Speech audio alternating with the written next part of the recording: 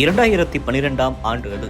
வேலூர் மாநகராட்சிக்கு தேர்தல் நெருங்க தன் ஆதரவாளர்களை நிறுத்தி மாநகராட்சியை தனது கைக்குள்ளேயே வைத்துக் கொள்ள விரும்பினார் முன்னாள் அதிமுக அமைச்சர் VS விஜய். அப்போது தனக்கு பிசியோதெரபிஸ்டாக இருந்த அனுஷ்குமாரின் மனைவியின் அறிமுகம் கிடைக்க அவரையே மேயர் தேர்தலில் போட்டியிட வைத்து வெற்றி பெற வைத்தார். அன்று அதிமுக மேயராக அரசியலுக்கு என்ட்ரி கொடுத்து இன்று பாஜக வேட்பாளராக களம் காண போகும் அவர்தான் கார்த்தியாயினி. மேயர் நம் கைக்குள்ளேயே இருப்பார் என்று கனவு கண்டிருந்த விஜயின் கனவு சில மாதங்களிலேயே தவிடுபொடியானது.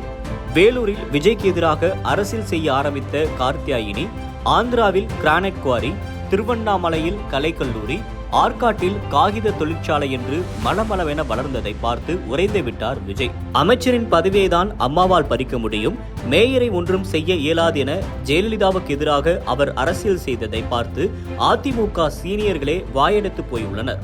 ஒரு கட்டத்தில் அதிமுகவின் முக்கிய புள்ளியும் வேலூர் மாவட்ட செயலாளருமாக இருந்த KC வீரமணியை ஓவர்டேக் செய்து அரசியல் செய்ய நினைத்தார் கார்த்தியாயினி. அது இருவருக்கும் இடையே மோதலாக உருவாக கார்த்தியாயினி காய் நகர்த்திய சட்டமன்ற தொகுதி சீட்டுகளுக்கான கதவுகளை பூட்டிவிட்டார் வீரமணி. இதனால் கட்சிக்குள் சைலண்ட் மோடுக்கு சென்று விட்டார் கார்த்தியாயினி. தலைமையின் கவனத்தை ஈர்க்க 2014 சொத்து குவிப்பு வழக்கில் ஜெயலலிதா சிறை தண்டனை விதிக்கப்பட அதற்கு எதிராக மாநகராட்சி மன்றத்தில் தீர்மானம் நிறைவேற்றினார். ஆனால் தலைமையின் கவனம் கார்த்தியாயினியின் பக்கம் திரும்பும் முன்பே ஜெயலலிதா காலமானார்.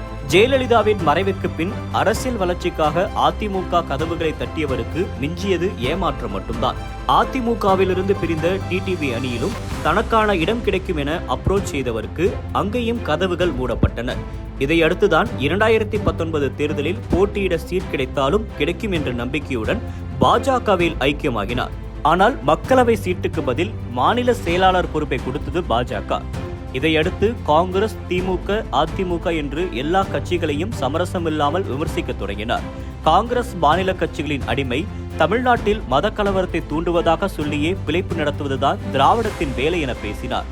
தமிழ்நாட்டில் சாதி இல்லை என்று சொல்ல முடியுமா, ஜாதியை வைத்துதான் இங்கு அரசியல் செய்கிறார்கள் என்று பேசி பகீர் கிளப்பினார்.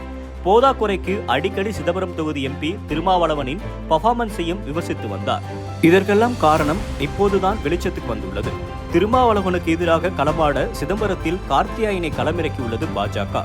அதிமுகவில் சீனியர்களுக்கே அரசியல் கற்றுக் கொடுத்த கார்த்தியாயினின் ஸ்ட்ராட்டஜியை சமூக நீதி அரசியலில் முனைவர் பட்டம் பெற்ற திருமாவளவனிடம் எடுபடுமா என்பதை பொறுத்திருந்து பார்க்கலாம்.